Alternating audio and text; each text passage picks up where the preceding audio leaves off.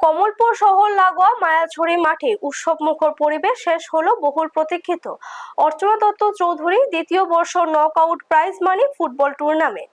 বৃহস্পতিবার আয়োজিত high voltage ফাইনালে মিয়াভাই গঙ্গানগরকে 2-0 গোলের ব্যবধানে হারিয়ে চ্যাম্পিয়ন হওয়ার গৌরব অর্জন করেছেন কানাইলাল হালামপাড়া। রাজ্য সহ মিজোরাম, মণিপুর ও আসামের প্রখ্যাত ফুটবলারদের অংশগ্রহণে ফাইনাল ম্যাচটি হয়ে উঠেছে অত্যন্ত রোমাঞ্চকর। প্রথমার্ধে উভয় দলের আক্রমণ পাল্টা আক্রমণ সত্ত্বেও খেলা গোল শূন্য থাকে, তবে বিরতির পর দ্বিতীয়ার্ধে কানাইলাল হালামপাড়া পরপর দুটি গোল করে জয় নিশ্চিত করে। বিজয়ী দল কানাইলাল হালামপাড়ার হাতে নগদ 25,000 টাকা ও ট্রফি এবং রানার্স আপ মিয়াভাই গঙ্গানগরের হাতে 15,000 টাকা ও ট্রফি তুলে দেওয়া হয়। অনুষ্ঠানে উপস্থিত ছিলেন মায়াছড়ি গ্রাম পঞ্চায়েতের উপপ্রধান সব্যসাচী গোয়ালা, সমাজসেবী শ্যামল কান্তি পাল, প্রাক্তন ফুটবলার অবনী গোপ সহ অন্যান্য বিশিষ্টজন। হাজারো ক্রীড়াপ্রেমীর উপস্থিতিতে এক দারুণ সফল আয়োজনের মধ্য দিয়ে টুর্নামেন্টের সমাপ্তি হয়। ব্যুরো রিপোর্ট, নিউজ তৎকাল 24।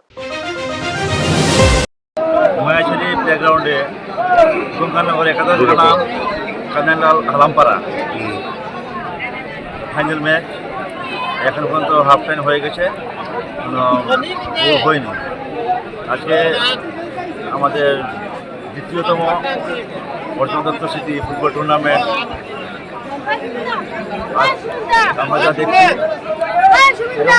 এরকম দর্শক মায়াছড়ি মাঠে আর হয়নি।